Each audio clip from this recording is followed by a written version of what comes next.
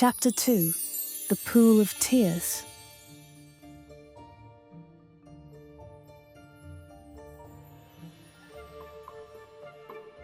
When Alice looked down at her feet, they seemed to be almost out of sight.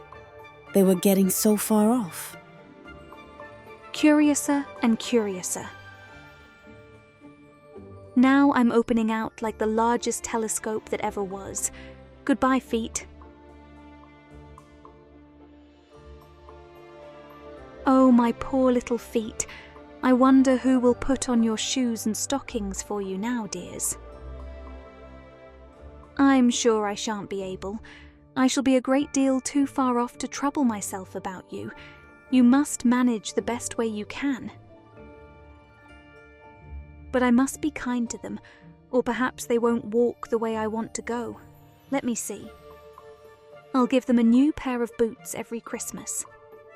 They must go by the carrier, and how funny it'll seem, sending presents to one's own feet, and how odd the directions will look. Alice's right foot, esquire, hearthrug, near the fender, with Alice's love. Oh dear, what nonsense I'm talking. Ow!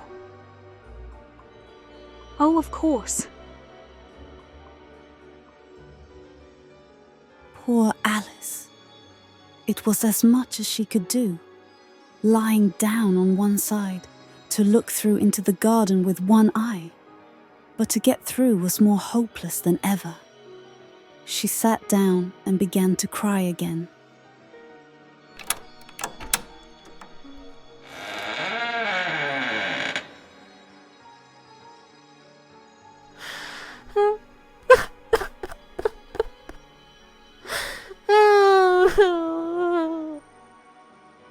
You ought to be ashamed of yourself, a great girl like you, to go on crying in this way.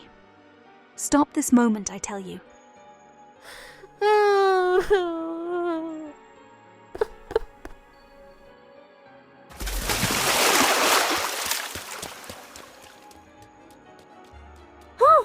The White Rabbit.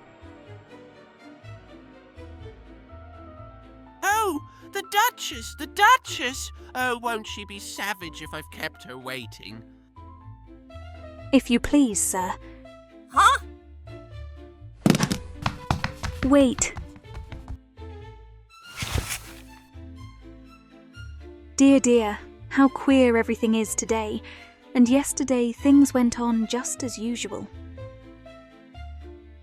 I wonder if I've been changed in the night. Let me think.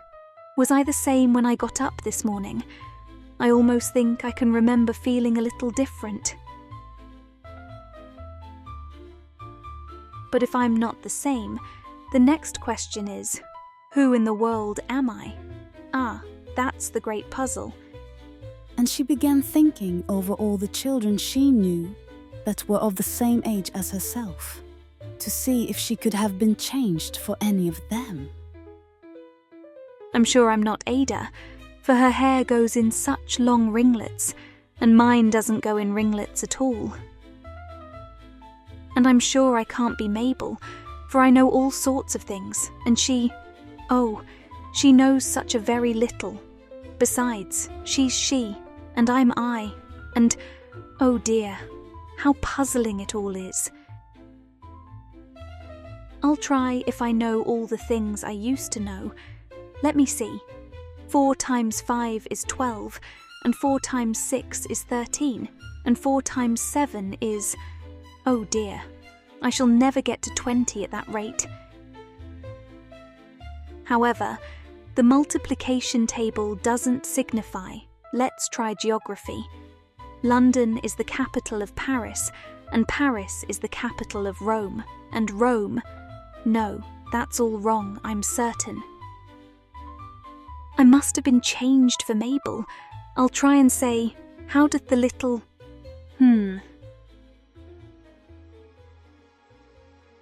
How doth the little crocodile improve his shining tail, and pour the waters of the Nile on every golden scale?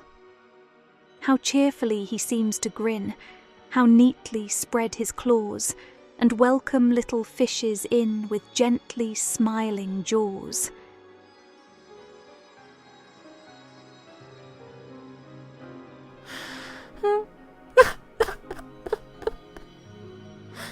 I'm sure those are not the right words.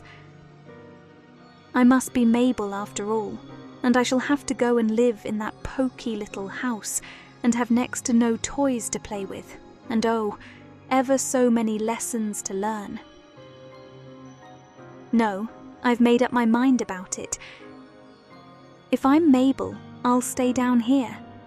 It'll be no use their putting their heads down and saying, "Come up again, dear." I shall only look up and say, "Who am I then? Tell me that first, and then, if I like being that person, I'll come up. If not, I'll stay down here till I'm somebody else. But, oh dear."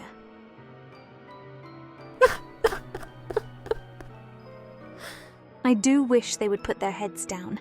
I am so very tired of being all alone here. Oh! How can I have done that? I must be growing small again. She got up and went to the table to measure herself by it, and found that, as nearly as she could guess, she was now about 2 feet high, and was going on shrinking rapidly. She soon found out that the cause of this was the fan she was holding, and she dropped it hastily, just in time to avoid shrinking away altogether. That was a narrow escape, and now for the garden. She ran with all speed back to the little door. But alas, the little door was shut again, and the little golden key was lying on the glass table as before. And things are worse than ever.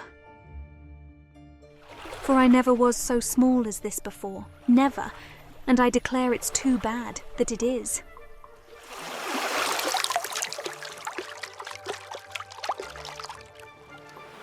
As she said these words, her foot slipped, and in another moment, splash, she was up to her chin in salt water. Woo!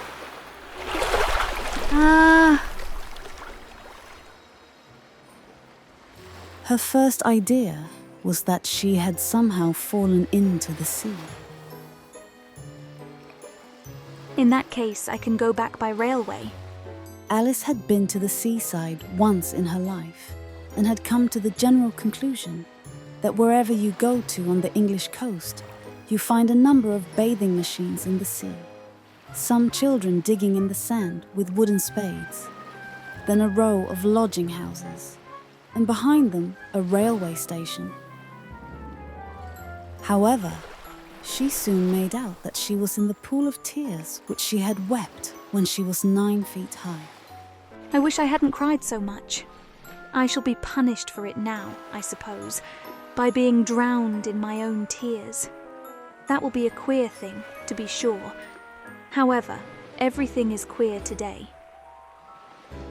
Just then, she heard something splashing about in the pool a little way off, and she swam nearer to make out what it was.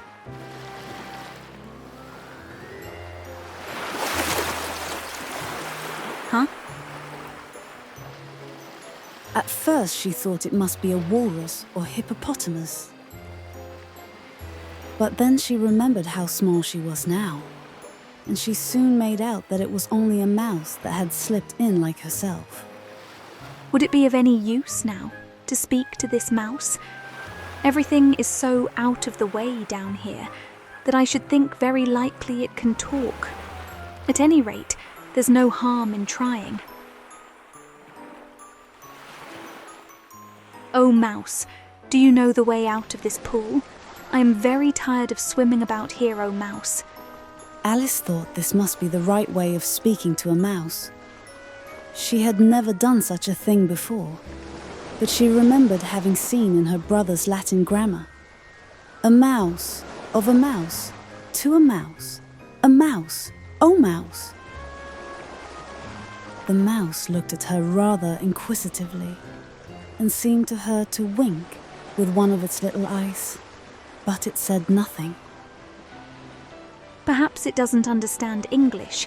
I dare say it's a French mouse, come over with William the Conqueror. For, with all her knowledge of history, Alice had no very clear notion how long ago anything had happened. Où est ma chatte? Which was the first sentence in her French lesson book. Oh, I beg your pardon. I quite forgot you didn't like cats. Not like cats? Would you like cats if you were me? Well, perhaps not. Don't be angry about it. And yet I wish I could show you our cat, Dina. I think you'd take a fancy to cats if you could only see her. She is such a dear, quiet thing, and she sits purring so nicely by the fire, licking her paws and washing her face. And she is such a nice, soft thing to nurse, and she's such a capital one for catching mice. Oh, I beg your pardon. We won't talk about her any more if you'd rather not. We indeed! As if I would talk on such a subject! Our family always hated cats! Nasty, low, vulgar things! Don't let me hear the name again! I won't indeed. Are you fond of dogs? There is such a nice little dog near our house I should like to show you. A little bright-eyed terrier, you know, with oh, such long curly brown hair. And it'll fetch things when you throw them, and it'll sit up and beg for its dinner, and all sorts of things. I can't remember half of them. And it belongs to a farmer, you know, and he says it's so useful. It's worth £100. He says it kills all the rats and, oh dear. I'm afraid I've offended it again.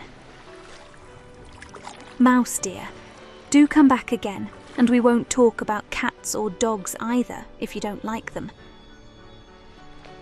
Huh?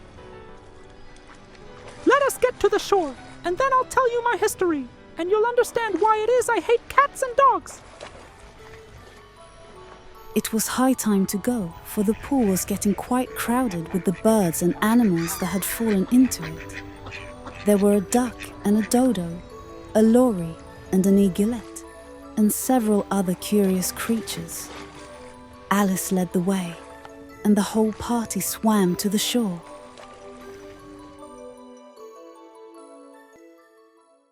Alice's Adventures in Wonderland comic anthology, brought to you by Gonkbonk, written by Lewis Carroll, adaptation by Andre R. Fratino, art by Nova Juice. Get this digital comic with guided view, or as a vertical mobile comic only at gonkbonk.com. This is Alice's Adventures in Wonderland, like you've never seen it before. Get this comic as a Masterfile digital collector's edition. No more pinching and zooming PDFs. Peel back the layers of the cover art and see how each piece was built. Watch exclusive process videos and flip through original character sheets. Own a copy? Join the collector's chat and talk with other fans of the comic. Get your copy now at gonkbonk.com and experience Wonderland your way.